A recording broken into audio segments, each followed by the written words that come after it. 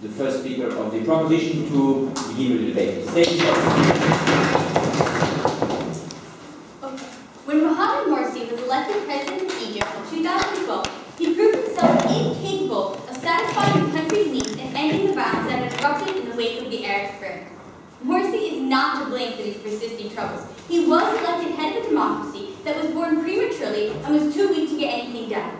The question before the House today is whether or not it would have been better to let him stay in power despite his weakness, whether a weak democracy would have been better for the people of Egypt than a stable autocracy. A weak democracy is a government that allows free elections and bends, as a government should, to the will of its people, but does not have the power on the ground to enforce the rule of law, to go through with large-scale economic projects, and so on, which typically leads to fast-changing governments and re-elections. A stable autocracy, on the other hand, would be a government that does not bend to the will of its people, but does have the power to effect change. We will be showing you why the second option is better with 3 points. First, how an autocracy puts an end to the violence. The second, why this is the only way to revive the Egyptian economy. And third, which my second speaker will talk about, how a stable autocracy paves the way for a stable democracy. On to my first point, no thank you. How a stable autocracy puts an end to violence. We believe a stable autocracy is better for the people than a weak democracy, when the democracy has shown that it is incapable of stopping the violence and war, which costs thousands of lives, and when it prevents the country from growing economically and socially. These criteria couldn't be tailored better for Egypt. The initial revolution, no thank you, which resulted in the ouster of Hosni Mubarak, killed 846 people. Yet, while Egypt is under democratic rule, close to 1,000 people lost their lives and thousands of more were injured. A weak democracy, by definition, does not have the power to enforce peace, but a stable autocracy will be able to enforce curfew and take other measures to ensure the violence ends. This is particularly true in the case of the likely dictator, the former General El-Sisi, who has control of the army and will be able to crack down on violence. More than this, the democratically elected leader of Egypt may not even try that hard to end sectarian violence. Coptic Christians in Egypt, the country's largest religious minority, enjoyed protection and security under Hosni Mubarak and his predecessors, primarily in order to curry favor from the U.S. However, since Mubarak's ousting, 63 churches have been burned, and a gunman opened fire at a church in Cairo, killing 5 in October 2013. Although Mohamed Morsi and his Muslim Brotherhood were not openly violent towards the Christian minority, the government passed a law requiring Christian women studying at university to cover their heads, and forced Christians to pray quiet. More importantly, Morsi threatened to do away with the Copts' rights in his new constitution if they did not support him.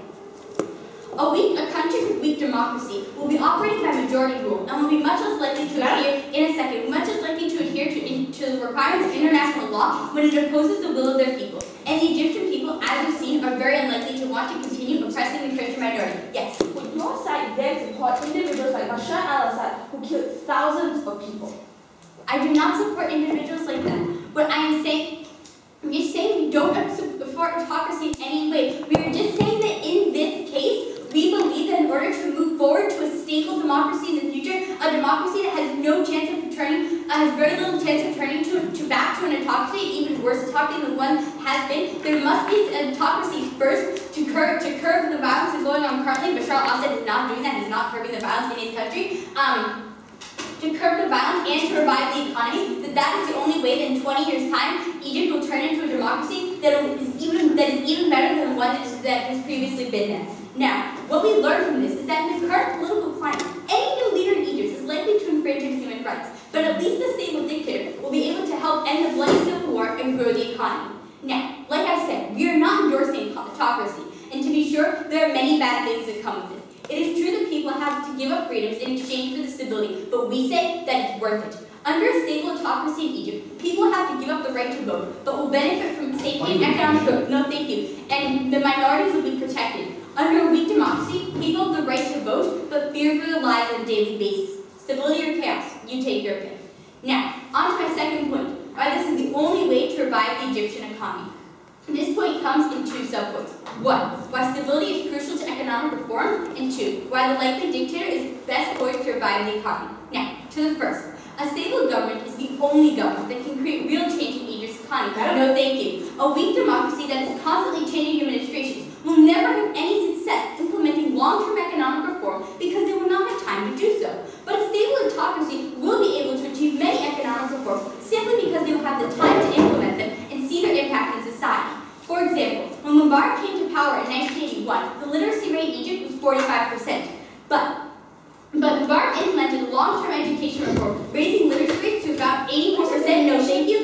course of his tenure. This took decades.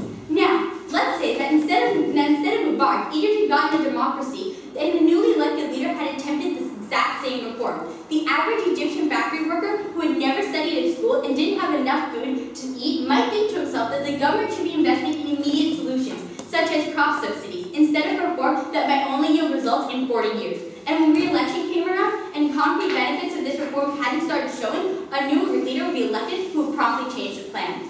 In addition, since, as I've shown you, the weak democratic governments, no thank you, will be unable to curb the war and violence, they will not succeed in bringing back vital industries such as tourism or investors in aid back to their pre-revolution levels, because no one outside of Egypt wants to invest or visit a country with so much violence and uncertainty. To that, tourism fell nearly 40% in Egypt last year, an industry that brings revenue to over 70 other industries and sectors, according to the New York Times.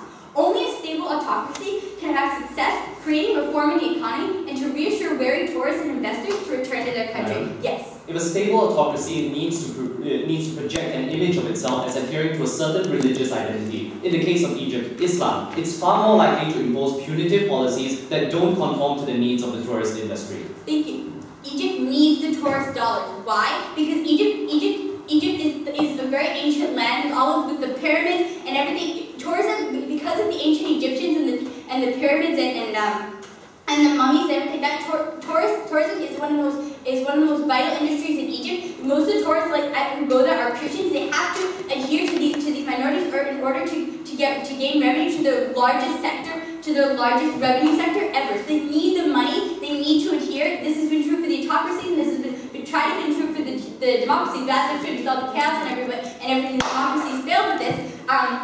You need to adhere to this. Now, quickly, to the second. As things stand now, it seems that the autocratic leader to take the helm in Egypt will be former Minister of Defense and Commander-in-Chief of the Armed Forces, General Abdel Fattah al-Sisi. And there could be a better leader for Egypt economically than a member of the military. Currently, the Egyptian army controls as much as 40% of the economy, including industries diverse as healthcare, real estate, construction, and tourism. Aside from tourism, most of these industries have fared well in recent years, despite the turmoil, and its leaders have shown themselves capable of running an economy. Moreover, because al-Sisi offers both stability and opposition to the Muslim Brotherhood, he will receive aid from Gulf states and Western states alike.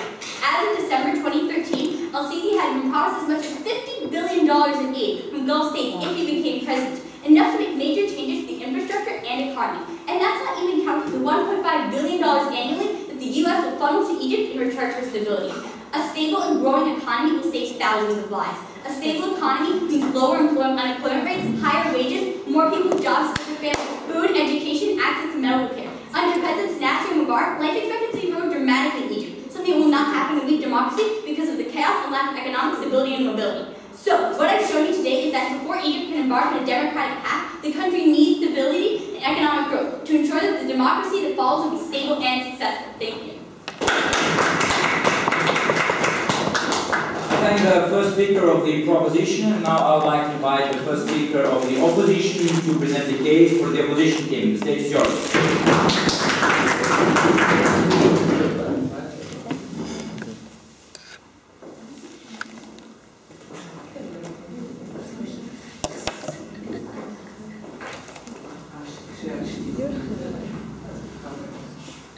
The Arab Spring killed hundreds of thousands who rose up to overthrow an autocratic system of government that was outdated, that stripped them of their basic dignity, of what it really felt like to be human.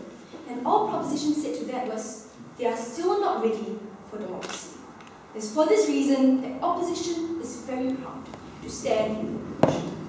Yes, we agree, weak democracies don't start out perfect, but we recognize that weak democracies are what we need now if we ever want to progress to a politicized populace, a populace that is ready for full-fledged democracy. That's why we need to implement a weak democracy now so we can actually build up democratic institutions. Under proposition, democracy never came about because stable autocracy became so entrenched. Let's look at what they told us in 3 points of contention. Firstly, on the rule of law, secondly, on economic growth, and thirdly, on international aid. Firstly, they told us about the rule of law and how, essentially, autocrats are more able to clamp down on the people and preserve the rule of law. But opposition thinks this is completely abhorrent because what it means, essentially, when you clamp down on the people, is you sacrifice human lives. It means that the autocrat uses things like the secret police to actually monitor these people and actually clamps on these people, and that's what causes more lives in the long run. And more than that, we argue this doesn't lead to stability. This leads to a form of artificial stability, where people are continually oppressed, where one day they rise up against a dictator, like we saw in the Arab Spring, where thousands were killed. This is something that's even worse. They told us on Morsi, but we argue this isn't a flaw of democracy, but rather it's a flaw of the actor. Even what happened to Morsi was great. Why? Because it shows that when Morsi tried to extend his rule and essentially reverted back to an autocracy, people rose up to overthrow Morsi in a coup. And this very clearly shows autocracy doesn't allow for stability. Autocracy breeds anger. Now, with that point dealt with, I'm moving on to substantive on economic growth. They told us that for some reason, autocrats would have an incentive to implement altruistic economic policies that benefit everyone, even with the nuance that you don't have to be elected into power again, even with the nuance that they have absolute control over the country. And more than that, even if we take the argument, we argue that these economic benefits don't translate down to the ground. Because if you look at the example of Hosni Mubarak, he implemented economic policies. But what happened is the number of people living below the poverty line increased 40%, when they live on below $2 a day. And that's why we don't think that autocrats necessarily implement good economic policies, something I'll deal with later in my substantive, because they have no incentive to, and also because it just doesn't go down to the people. But let's look at comparative. What happens under democratic elections? Parties want to get re-elected. Therefore, they are far more incentivized to look at the long term, because you realize that no party ever looks at the short term, because they always have the mentality that they're going to get re-elected, that they always implement policies that are for overall good of the country, because they know this is something that will come back and will be better for them in the long run. They told us about the tourist industry, but I think it's completely ridiculous that people would prefer to come to an autocratic country rather than democratic. Why? Because they are afraid, firstly, of the autocrat actually clamping on them, down on them, like it does to the people. But more than that, because in the pew I am offered, autocrats are more concerned with maintaining their own religious beliefs rather than for the economy of the country, because their identity is the most important to them rather than the welfare of the people. Having done that, dealing now with this third substantive on international aid. No, we tell you that international aid isn't going to come to these countries, because when you look at your greatest provider of international aid, they are your developed Western countries that provide massive amounts of international aid. This doesn't come to your autocrats because they actually embezzle this money. They take this money, which means that countries don't want to give them international aid because they know the autocrat isn't going to do it. No, thank you. Now as the first speaker, I'm telling you about protecting citizens, secondly about propensity for abuse, and my second speaker will tell you about international aid and long-term political stability. On my first perspective on protecting citizens, the thesis of my argument is this: the right to vote is fundamental in protecting citizens and allowing the concerns to be heard. A democracy provides people the ability to vote for whichever party best protects their interests and needs. Therefore, this allows individuals to achieve representation within the parliament, where the representative can actually voice their concerns and needs, and therefore protecting them. But the nuance is this: regardless of whether they achieve representation, a weak democracy allows for individuals to voice their concerns. And this is important because policies need periodic review and feedback, because no one policy can stay static. And that's why we need people to actually voice their concerns to gauge their effectiveness. But before I go on, More information. okay. Yes, but in Egypt, because Mohammed Morsi, he oppressed the Christian minority. In Egypt, the majority group, which is Muslim, they will take out the concern. They won't have anything. They won't have any consideration for the Christian minority and other minorities living in the country. Why are democracies far less likely to oppress minorities? Because you realize that no democratic party has a guarantee on its power, and that means they're always looking at your swing voters, which are your minorities, and that must give your democratic parties the incentive to reach out to your minorities rather than autocrats. Moving back to my argument, the mechanism of feedback therefore allows parties to formulate solutions and address the needs of the people. For example, since the transition to democracy in 1966, Botswana has turned from one of the poorest countries in Africa with a GDP per capita of $17 to one of the fastest growing economies in the world of a GDP per capita of 14,000 per year. Therefore, we see how when people's mandate is reflected in the government, we can achieve far better policies. Autocrats are able to pass policies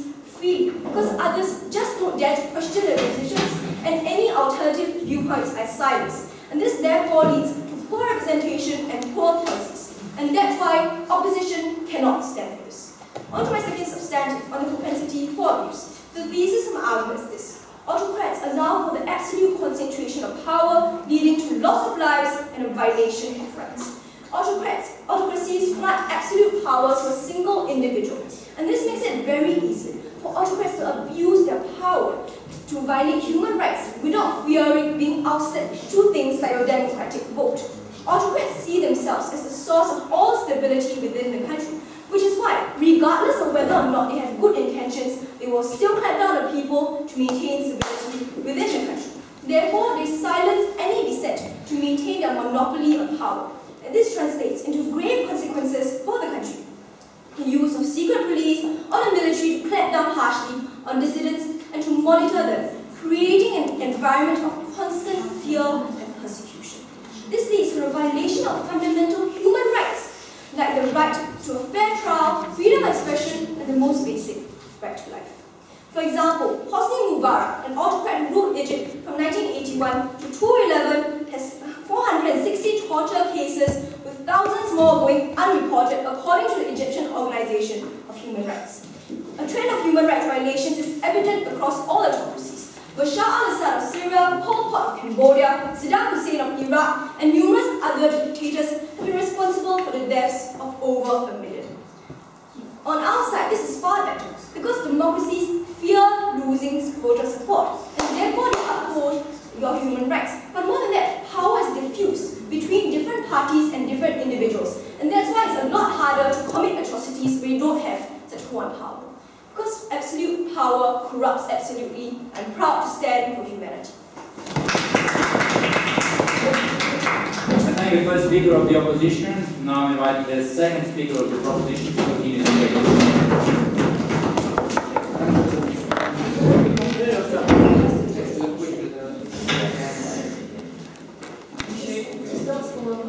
I'll try that.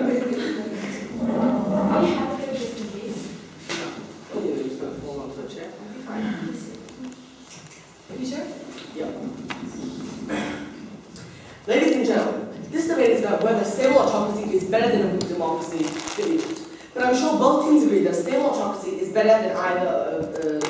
Stable democracy is better than either of these options. In order for Egypt to have a stable democracy in 50 years' time, they need both stability and democracy. And the question we must ask ourselves is, which of these should we fight first? Which is more urgent, stability or democracy?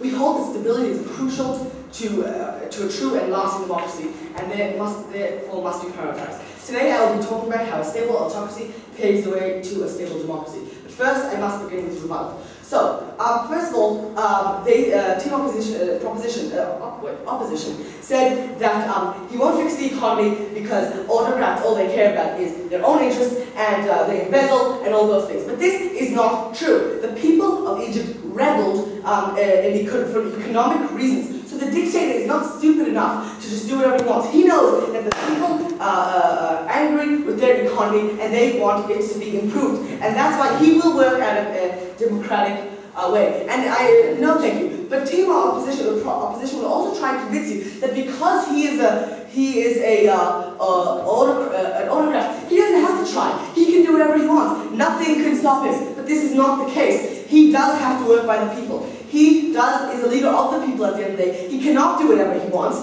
and because he knows he knows that he has to act in the interests of the country, and that he wants a good a strong country, and for that he needs a stable and a good economy. Another thing they said is that the deaths and turmoil are worth it for a democracy, even a weak one. Now, first of all, it's not worth it. We do not think that it's worth it. And this weak democracy won't last. The situation will only get worse. And the question is, yes, will there be turmoil in both cases? But the real question is, will this turmoil just be turmoil and do nothing? Or will this turmoil lead to something? Will this turmoil actually do something instead of just harming the population and doing nothing? Another thing they say is that there's a monopoly, and for that the economy can't continue.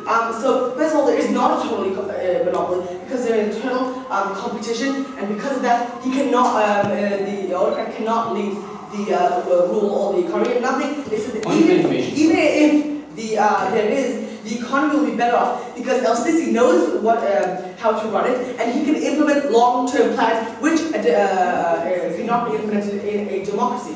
Now, I'll move on to my point, which is how stable autocracy paves the way to a stable democracy. No, thank you. So, a major component to a healthy democracy is relative income equality, which is why it seems that so many people today are talking about income inequality and the shrinkage of the middle class. There are three main reasons for this. The first is the rich taking advantage of the poor. The second is wealth disparities lead to turmoil. And the third reason that the middle class is so important is education. So I'll begin with the first. A middle class is vital to a democracy to ensure that few rich people don't take advantage of the many poor people. Egypt does not have this component. 50% of the population live below the poverty line, according to Time magazine, and the unemployment rate has risen to 30.4%, no thank you, to 5%. Also, this way, leaders cannot take advantage of the small minorities, as they said. The leaders will take advantage of the other religions because that's what autocrats do. But this is not the case, ladies and gentlemen. In the years that Mubarak was a leader, he did not. No, thank you. He visited mass in church every single year. But since Morsi has been in power for a year, 63 churches have been attacked. This is not the case, and as we can see, what team competition are trying to paint is not the truth. So I'll continue. Unemployment has gone up 5% from before the revolution, and prospects for the younger generation look bleak. 1/3 of all people under the age of 30 are unemployed. When you have such a discrepancy in power, it's very easy for the top tier to take advantage of the masses. For example, Mubarak used to buy votes by handing out food to the masses, ensuring that they voted for him. The only way to guarantee this won't happen is to close the economic gaps. No, thank you. The second reason is massive wealth disparities lead to turmoil. When wealth is unevenly distributed, poorer majority often gets tied in a situation, and this can lead to loss of disorder and strife as they try to gain the upper hand. No, thank you. Historically, this has been the reason for many revolutions, like the French Revolution, the Communist Revolution, and indeed a major component in the Egyptian one. Without relative equality, it will be very hard for democracy not to break into conflict. Now, the third reason why the middle class is so important is education, and this is pretty much with a wealthier population comes better education. Although it's compulsory for, although school is compulsory, it is estimated that at least half of the country's children don't finish their mandatory studies after 10 minutes. This is due to the fact that many children need to help their parents by earning a wage. However, with the expansion of the middle class, kids wouldn't have to quit school and support their parents. Yes? If the Arab Spring and revolutions really helped to change the mindsets of dictators and make them more benevolent, tell us why Bashar al-Assad and similar other dictators continue to abuse their people. Because this is a totally different situation. In Egypt, the population has the upper hand. Assad is kept there oppressed. This has nothing to do with the debate. The debate is a totally different situation. Different countries, different stories. The people have been oppressed. They revolution. They have the power. In Syria, they do not have the power. While in Egypt, they do. They have the economic, and they are fighting for economic revolution, not for their lives, which are the income. As I was saying, education is crucial to a successful democracy because it teaches civic culture and encourages participation in politics. Moreover, when people are better educated, they're more likely to choose their leaders wisely and not act like sheep. Because they will have better understanding of their options and will be best affect the country, no thank you, and what they want.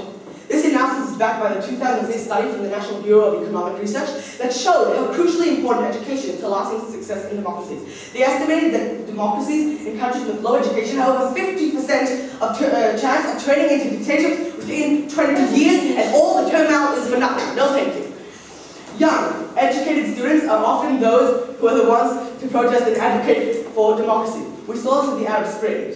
In Taiwan in 1990, thousands of college students protested in Taipei, demanding democracy ahead of President Lee Teng-hui's inauguration.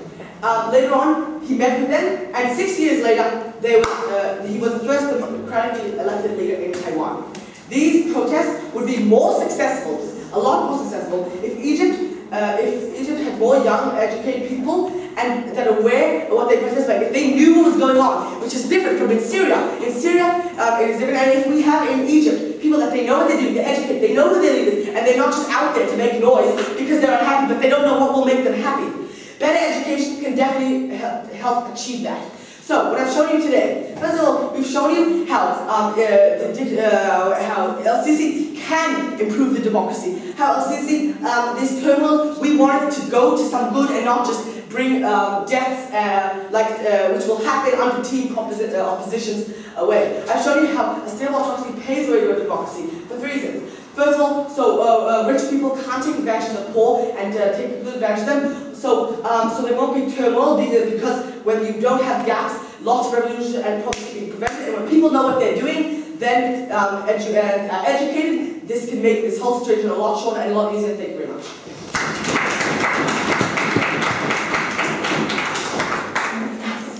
I thank the second speaker of the proposition, and I'm inviting the second speaker of the opposition to continue this debate. The stage is yours.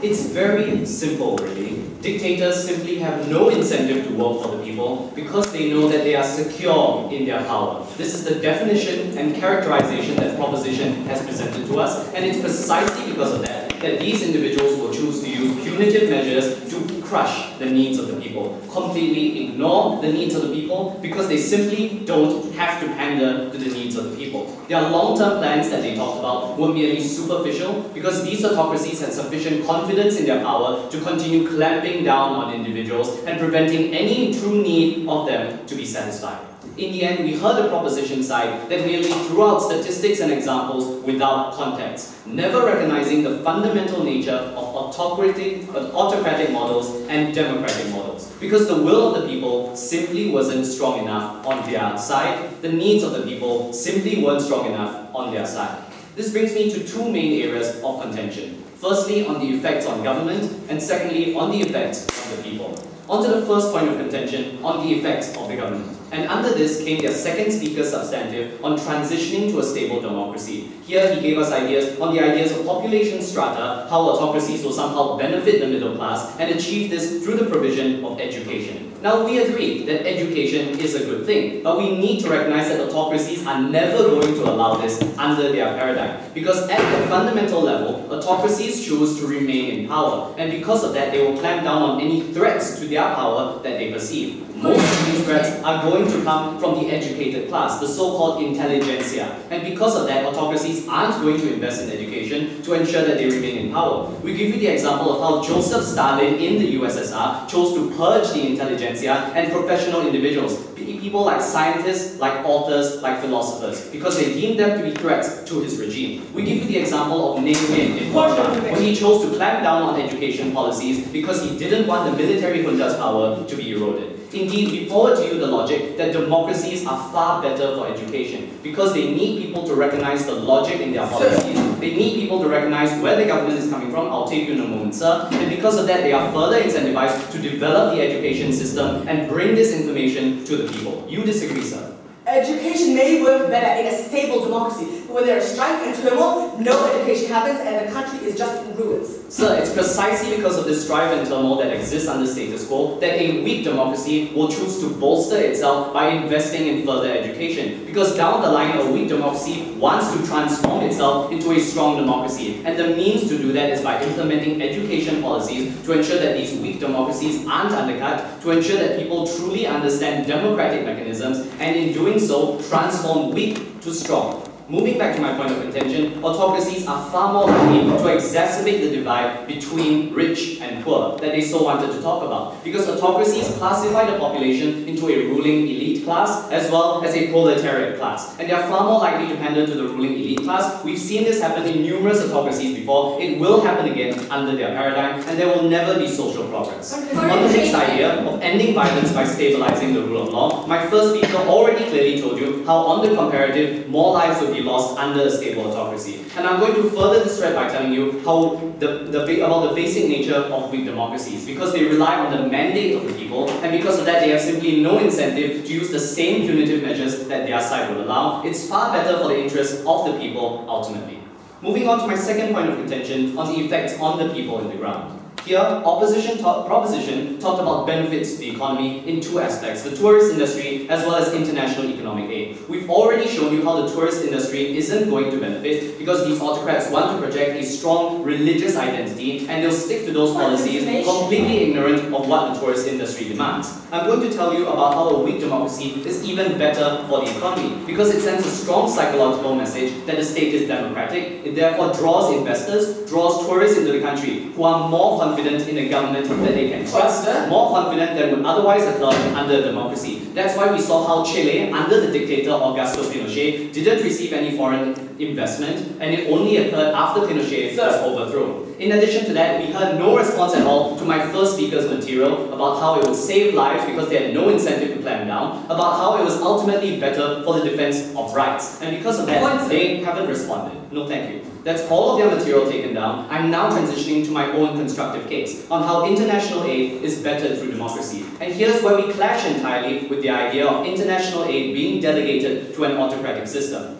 This argument will prove that Egypt, in need of international assistance to facilitate recovery, is far better off with a weak democracy than a strong autocracy, because strong autocracies will simply deny this aid. The premise of this argument is that autocratic governments maintain absolute control over the affairs of the nation, and by extension, resist any attempt to undermine their own influence and power. Even in circumstances where the state is in dire need of assistance, such as developmental aid for schools and businesses, or post-crisis humanitarian aid, both types of aid that Egypt crucially needs, autocratic regimes almost always refuse such aid entry into the country. That's why their example simply doesn't stand. No, thank you. They view this aid as a foreign imposition. It undercuts their legitimacy. It highlights how, as an autocratic government, they are unable to meet the basic needs of their own people and are thus a failed government. It sends the message that the state is weak, and an autocratic government doesn't want to look weak. That's precisely why no aid will go to the people and no benefit will manifest. It will cause more suffering in the process. We give you the example of Cyclone Nargis in 2008, which devastated vast tracts of the Union of Myanmar, and the ruling military junta chose to restrict the entry of international humanitarian aid because it didn't want to be perceived as weak,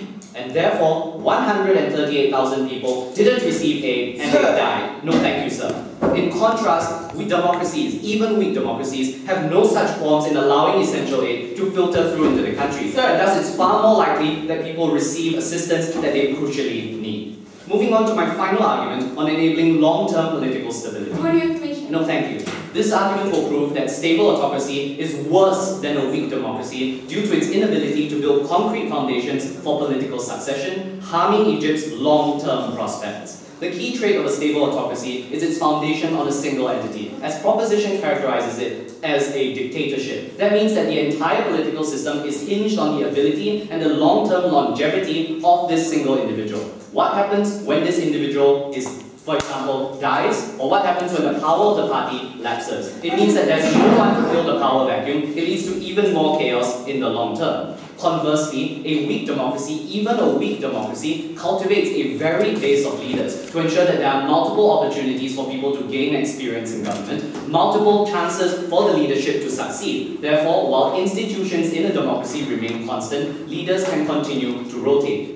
We give you the example of Venezuela, whose political system was entirely contingent on the ability of strongman leader Hugo Chavez to maintain his power in the presidency. And because Chavez became so tied to the Venezuelan political system, his death in 2013 led to the end of that system fundamentally and of political stability, creating violence that persists to this day because of the inability for political succession to take place and the rejection of the succeeding Nicolas Maduro regime. And likewise, the overthrow of Saddam Hussein and the Ba'ath Party in Iraq led to instability because there was no one to fill that power vacuum. We want a sustainable economic system for Egypt. We want the maintenance of human rights in Egypt. And because we stood for the will of the people, because we didn't want people in the Arab Spring to die in vain, I am proud to stand in opposition.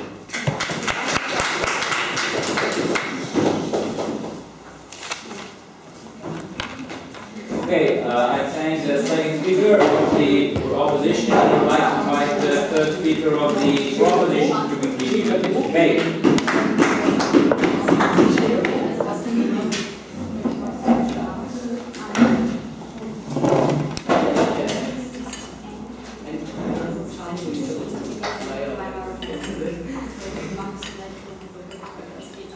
Ladies and gentlemen, we were asked what happened when this dictator died after, but that's a bit of a moot point, because we asked ourselves what happens after 40 years of stability. That is what side opposition is showing you today. This autocratic leader will create a stable situation from which a democracy can grow. You see, when a country is in tatters, so even if the people revolt, they are unable to get to a democracy.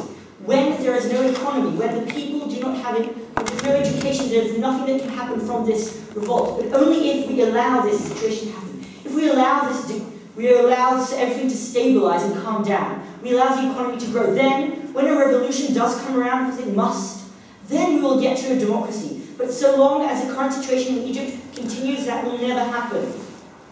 Today, there are three clashes in this debate. The first is about what system is more likely to lead to a stable democracy. The second, what system is better for the economy? And the third, which system is better for human rights? So let's start with the first. What system is more likely to lead to a democracy? Now, we've been told that only a weak democracy can become a democracy because, for instance, no thank you, there will be education towards democracy because they will listen to the people. But ladies and gentlemen, this education cannot happen because, as my first speaker said, and my second speaker after him, when there is no economy, people do not get educated. And why is that? Because even if the education is mandatory and free for 9 years, people simply do not go to school because they have to help their family earn their pittance they need to survive. No thank you. That is why education doesn't happen. Beyond that, a stable autocracy does help.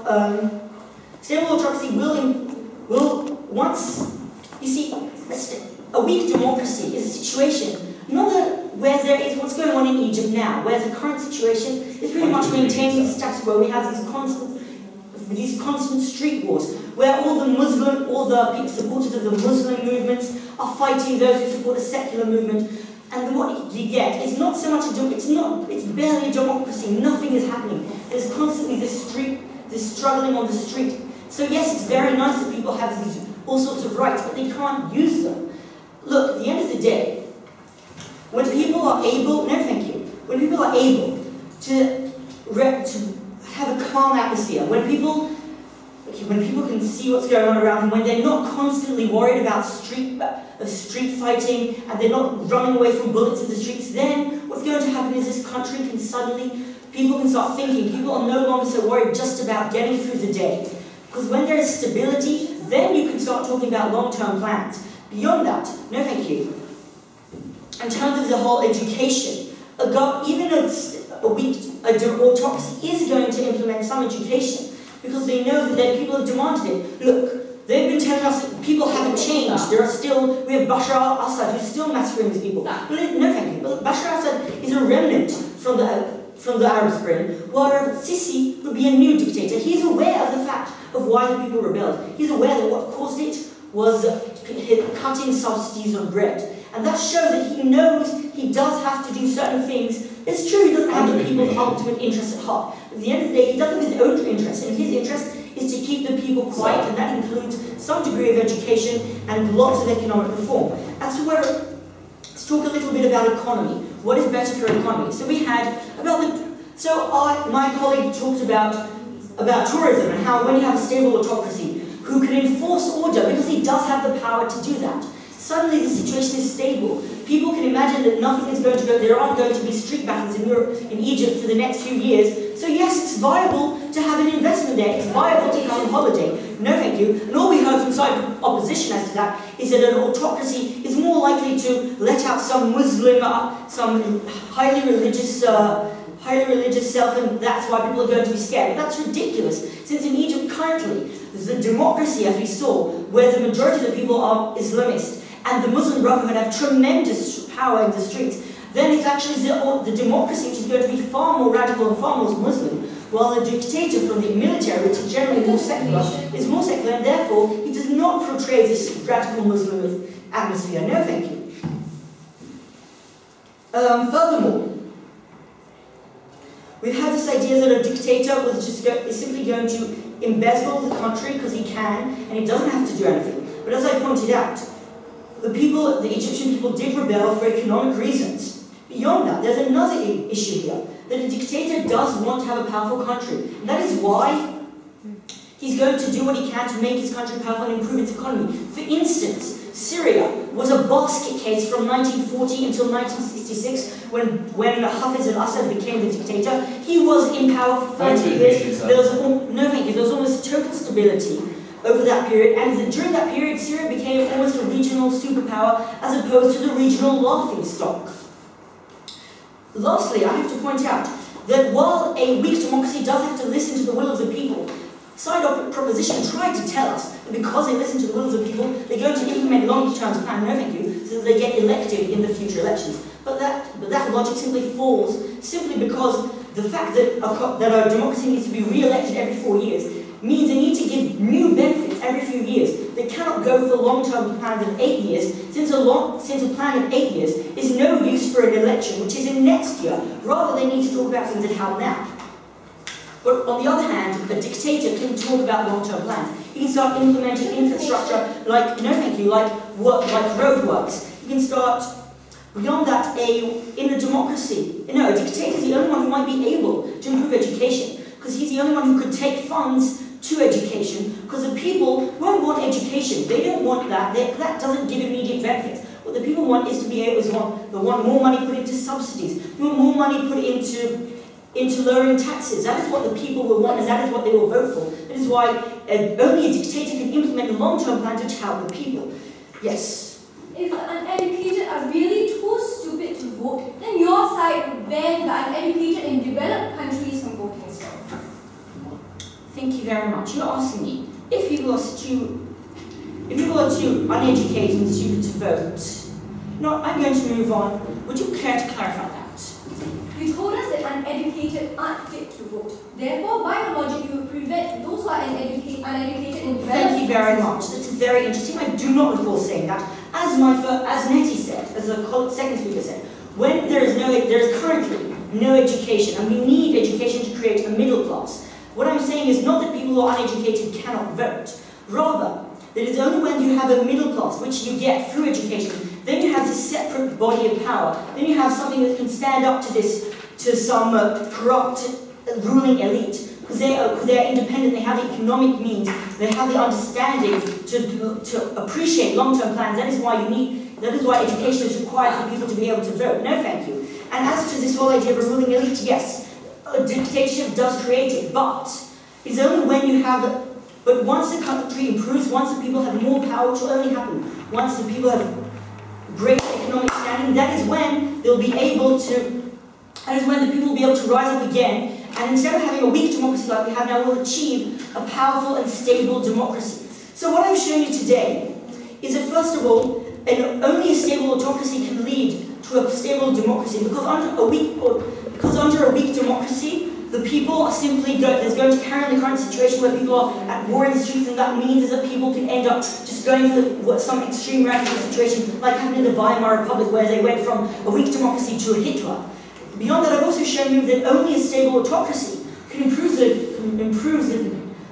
economy, because he can implement long-term plans, and because he's aware that he has to give the people a certain amount of economic improvements, because that is why they rebel. For all these reasons, ladies and gentlemen, this motion must stand. Third speaker, and I'm inviting the last instructed speaker in this debate to continue the debate for the opposition.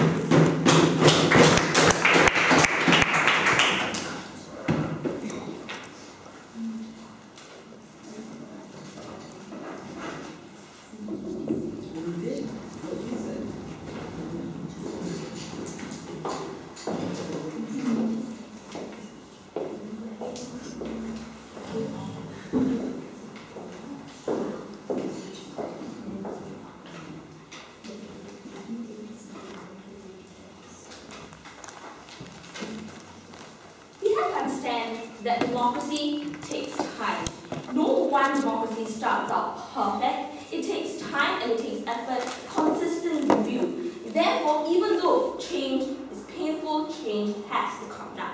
But let's really examine what proposition was trying to do. They were trying to essentially tell us that autocrats and democracy are the same. When you listen to the kinds of language they were telling us, then in their second speaker they told us that autocrats will work democratically. They were essentially trying to conflate the two ideas within this. But the problem with that is by acknowledging that these leaders need to work democratically, a full-fledged democracy and a rich democracy will be even better when leaders have to work for the better of the people. But more than that, my first speaker already told you that all the problems he talked about under leaders like Morsi isn't a problem with democracy, but rather it's a problem with the actors and how it's actually being carried out. Like we told you that democracy isn't perfect because of actors. No, thank you. Because of actors, because of the practical, tangible manifestation which it has been implemented. Therefore, it isn't a problem with democracy, with its principles, but rather it's a problem with the actors and how it's being carried out. But lastly, proposition also seem to assume that every single individual in Egypt isn't rational and that only educated individuals should have the ability to vote for that particular individuals, which they conceded in their third speaker. But let's really tell you why even without the idea of formal education, in an age of social media, in the age of things like the internet, which is why the Arab Springs came about in the first place, it's more than possible to have individuals who are not particularly educated but have access to things like social media or the internet to rise up, to have their voices heard as well, which is why we think that their case is fundamentally flawed. So let's really examine this debate in two main points of contention. Firstly, what's best for the people and the future. Now let's do the first point. What's best for the people? And this was their first standard of how it leads to the end of violence.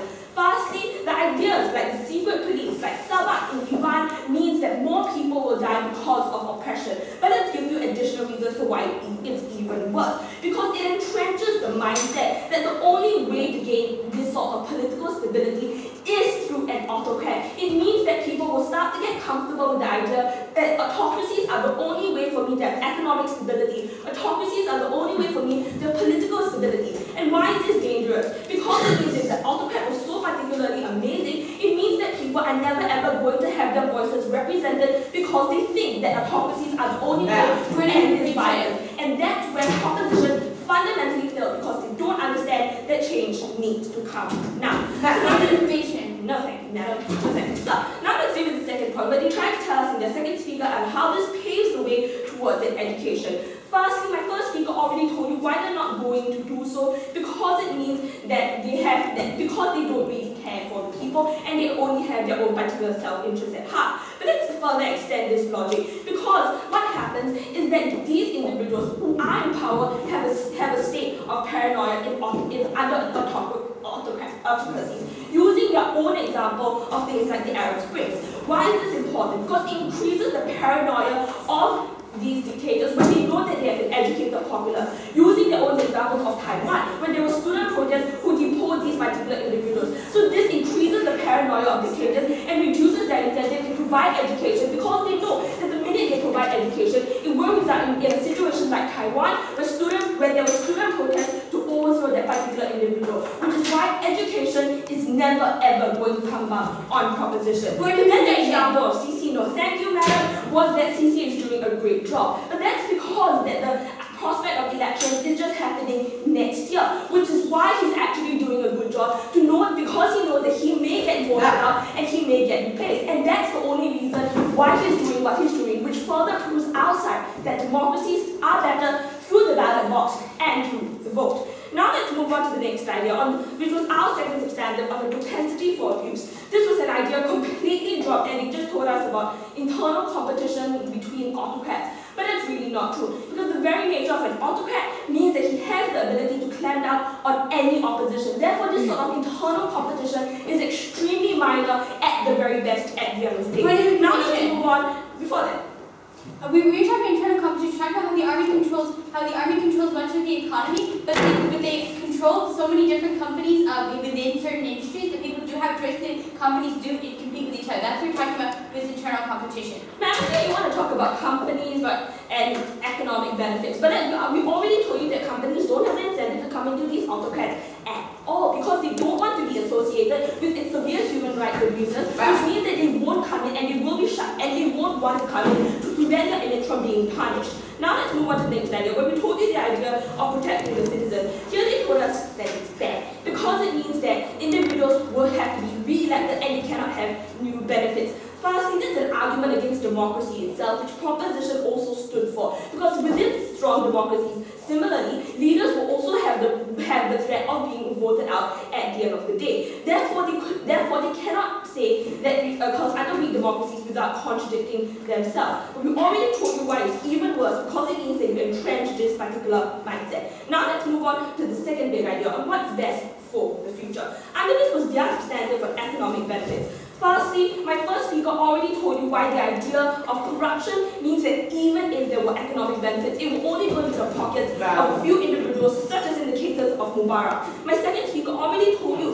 why investors are not willing to come into a country at all with rampant human rights abuses. And here's where I'm going to give you a third reason of analysis, that if policies were really so beneficial, individuals who are elected within a democracy will continue with these policies anyways. Because when you listen to the kinds of social goods that they talk about, things like education, it doesn't require an extremely educated individual to know that education is a good thing. These are basic necessities which people can discern for themselves, that they're inherently good things to have. They don't need to have no thank you, madam, have an educated population to have that. So which is why our side is inherently far better. But then they told us that in their third speaker that, oh, if we want, these autocrats want to have strong countries, which is why he's going to fundamentally benefit himself. But let's look at the very premise and nature of these autocrats. How do they pride themselves as being strong countries? It's mostly, firstly, how rich he himself is, and secondly, how rich the military is.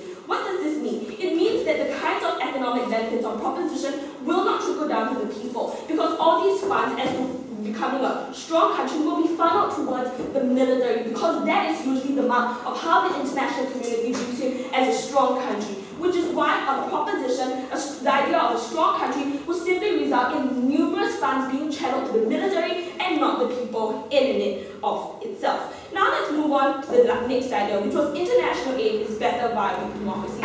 Was an idea completely dropped on proposition. They never responded to how, because of this idea of paranoia, it means that they won't allow non-governmental organizations to come in at all. It means that these sort of crucial international aid is being denied. And lastly, on the idea of long-term political stability, they simply called it irrelevant because Egypt has been in an autocracy for so long. But the difference is, under a democracy, we can allow competent individuals who are ready to come in, not an individual who is simply thrusted into power because a coup occurred and he wasn't ready for it at all. Which is why our side is far better for the people as well as for the state. I am proud to stand on opposition.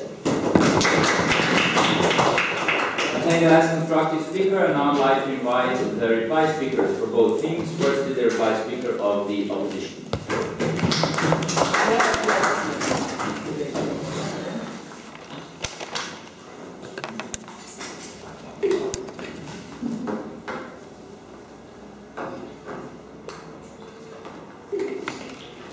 Under proposition's paradigm, when autocracy becomes so deeply entrenched, there is no ballot box to keep them in check, there is no middle class that benefits from them, no education occurs, there is no end to violence, there is no economic benefit whatsoever. And ultimately, there is no transition to democracy. This was the scary, dictatorial world that proposition was fighting for. And let's pick apart that world in two key points of contention. Firstly, on the impacts to government, and secondly, on the impacts to society. On to the first point of contention, on the impact to government. And here, proposition blindly insisted that a stable autocracy would foremost put an end to violence by reasserting the rule of law. But they completely ignored the fact that under a stable autocracy, there would be no rule of law to begin with, because autocrats had no need for a popular mandate and wanted to weed out any elements that would undermine their power in any way. And thus, they were far more likely to abuse their strong control of law enforcement mechanisms, to abuse that and persecute the people. On the converse side, weak democracies needed a mandate, and so they didn't want to alienate the population that would elevate them to positions of power, and so needed to serve and maintain law. Here came my first speaker's substantive arguments, that a democracy, even a weak one, prevented bloodshed and didn't abuse their power in the same way that an autocracy would. We gave you arguments on the long-term sustainability of the political system and how an autocratic government based on a single dictatorial individual was far more likely to be brittle, and once he was gone, there would be no chain of succession, whereas a democracy would provide a strong framework for the state to endure in the long term. And to all of this, proposition was silent and so conceded that their own paradigm was bad for Egypt in the short term and Egypt in the long term. And ultimately, government structures were far better for Egypt on the side of opposition. This brings me to my second key area of clash on the impacts to society. And here, opposition was ambivalent that autocrats wouldn't be in a position to educate the public, thereby building a strong system. But we have to be honest. Autocrats don't educate the people because they fear the intelligentsia that are eventually going to rise up, recognize their tyranny, and overthrow them. That's why Stalin didn't educate the people. That's why Ne Win didn't educate the people. Conversely, weak democracies on opposition, even the weak ones, chose to educate the people because they recognized the need to transition from weak democracies to strong states. And in order to do that, they needed to make sure that the public understood their policies, understood the rationale for their actions, and the means to do this was to set up a stable education system and provide this information to the public. Their side was groundless. They wanted a middle class, never mind that autocracy would only exacerbate class divisions, as we saw in the Eastern European Communist bloc in the years of the Cold War, where the rich were elevated far, far above the poor. This would happen in Egypt as well if they allowed a stable autocracy to take power. They wanted international aid and economic benefit, but that would never happen because down all three of their speakers we maintain that autocratic regimes were corrupt, investors and tourists would shy away from a country that branded itself as an autocracy, and indeed my own substantive argument on how autocracies wanted to maintain their strongman image and so would reject all forms of international humanitarian and economic aid in the first place. Ultimately, our side on opposition was far better because we recognized that weak democracies were indeed in a position to meet the needs of their people because they so needed it so strongly. This was the mechanism of the ballot box. This was the mechanism of the mandate. We protected human rights by ensuring that all of these forms of international aid flowed into the country. We made sure that these governments recognized the gravity of their actions and so allowed them to reflect the needs of the people. Because ultimately, the side that did what was better for Egypt was opposition. I thank the last speaker of the opposition to his fine speech, and now inviting the last speaker of the proposition to conclude the debate.